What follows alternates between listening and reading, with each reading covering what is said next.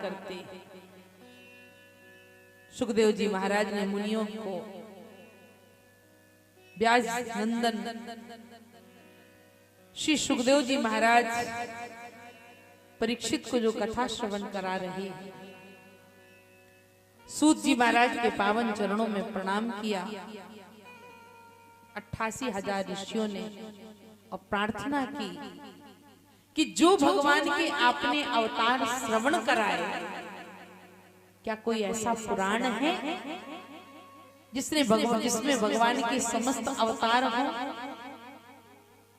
ऐसा कोई कथा है, कोई पुराण है?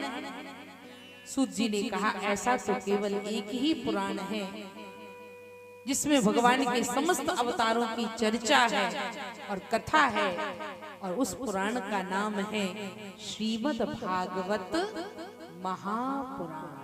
बोलिए भागवत भगवान की। श्री वेद व्यास जी महाराज ने इस भागवत की रचना की। सूत जी महाराज के चरणों में 88,000 ऋषियों ने 3 जिज्ञासाएं व्यक्त की। संत पर और भगवंत पर कभी शंका नहीं करना चाहिए। शंका करना दोष है और जिज्ञासा करना ये गुण है, ये भक्त का लक्षण है। भगवान कृष्ण गीता में अर्जुन से कहते हैं, मेरे 4 भक्त हैं, आर्तो जिज्ञासु अथार्थी ज्ञानी। जिज्ञासा करना ये भी भक्त का लक्षण है और शंका करना ये दुष्ट का लक्षण है।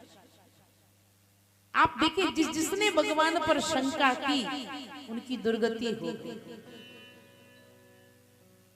सती ने भगवान पर शंका की तो सती का मरण हुआ।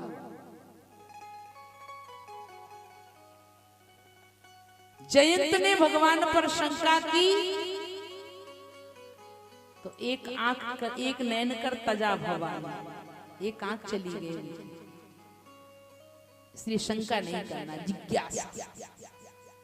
जिज्ञासु बनो, ये भक्त का लक्षण है। सती ने शंका की पर पार्वती ने भगवान शंकर से जिज्ञासा,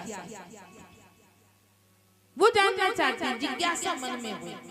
केवल इतना सुनने मात्र से जीव जो इच्छा करता है, सूर्य नारायण भगवान छठी मैया उसकी इच्छाओं की पूर्ति करती। बड़ा कठिन व्रत है और बड़े भाव से इस व्रत को मनाया जाता है।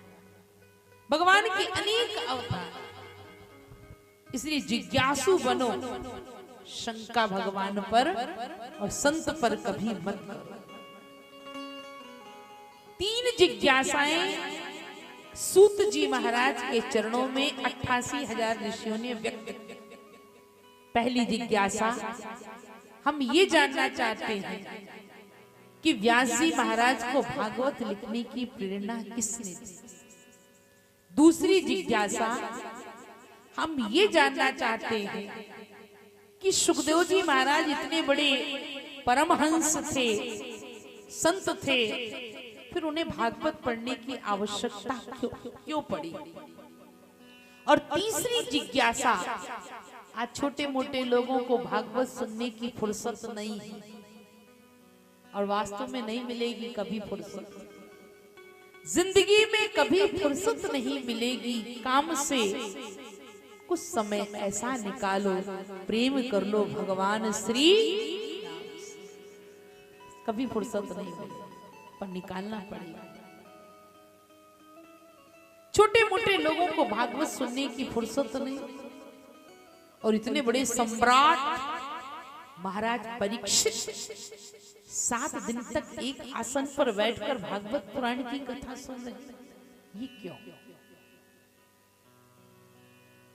ऋषिवरों की जिज्ञासा देखकर सूत जी बड़े प्रसन्न हो गए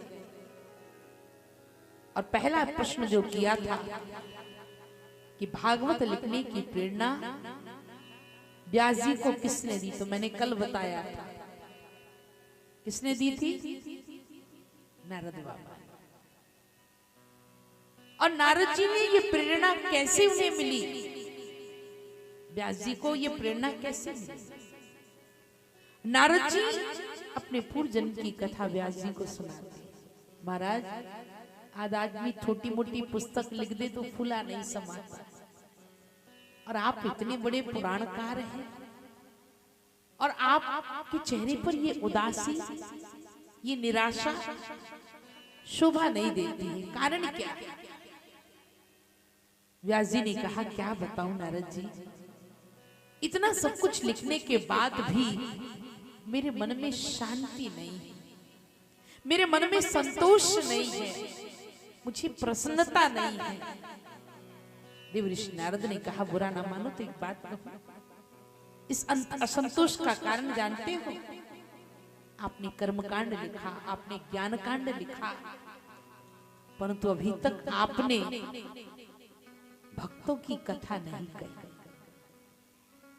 अभी तक आपने भगवान और भक्ति की गाथा को नहीं गाया, और बिना भक्ति के व्यक्ति का जीवन बेकार होता है। मुझे देखो ना हम बसामि वैकुंठे योगिनाम हृदयेन च मद्भक्ता यत्र गायन्ति तत्र तिष्ठामि नारद। जब से भगवान विष्णु ने कहा कि जहां मेरे भक्त भक्ति के साथ मेरा कीर्तन करते हैं, मैं वहीं रहता हूं नारद, और तब से मैं भगवान का गुणगान करता हूं।